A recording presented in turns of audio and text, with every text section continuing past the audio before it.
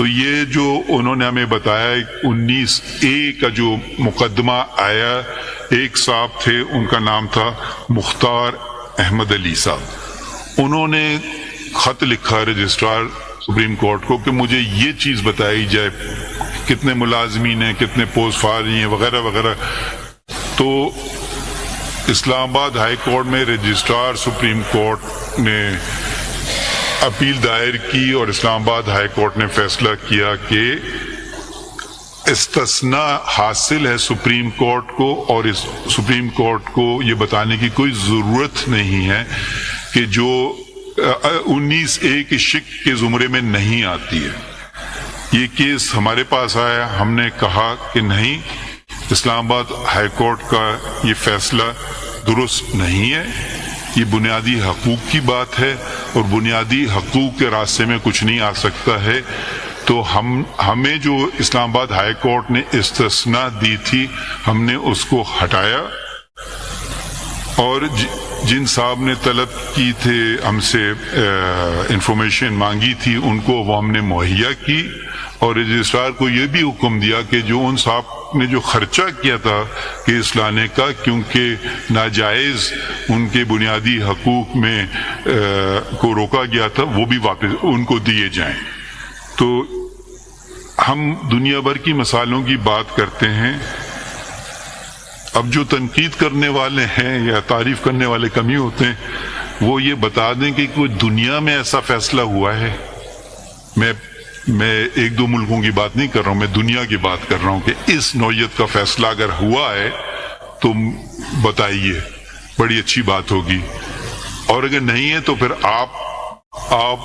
اپنا سر بلند کریں اور کہیں کہ دیکھیے، آپ کی سپریم کورٹ، میری نہیں، آپ کی سپریم کورٹ نے ایک بنیادی حقوق، یہ لوگوں کا بنیادی حقوق ہے۔ ہم اب بس سمجھتے ہیں کہ لوگوں کے بنیادی حقوق اہم نہیں ہے، بس کچھ اہم لوگوں کے بنیادی حقوق اہم ہیں، مگر لوگوں کے بنیادی حقوق سب کے برابر ہیں، سب کی اہمیت ہے۔ تو وہ یہ اگلی بات جو اہم بات ہے کہ ہمارے دوست نے فرمایا کہ ٹرانسپیرنسی اور اکاؤنٹیبلٹی، میں پہلے میرے خیال میں فاروق نائک صاحب نے کچھ دو تین باتیں کی تھیں۔ ایک تو انہوں نے منیر بھٹی کیس کے فیصلے کی بات کی، مگر فاروق نائک صاحب نے یہ نہیں بتایا کہ میں مائنورٹی میں تھا اور میں شاید وہ جو آراء دی گئی تھی اس سے اتفاق نہیں کرتا تھا منیر بھٹی کیس کے۔ فاروق نائک صاحب نے مزید یہ فرمایا کہ 184(3) کا جو استعمال کیا جا رہا ہے،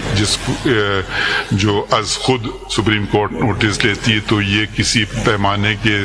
تحت ہونا چاہیے۔ میں اس سے 100% اسی پہ ان سے اگری کرتا ہوں،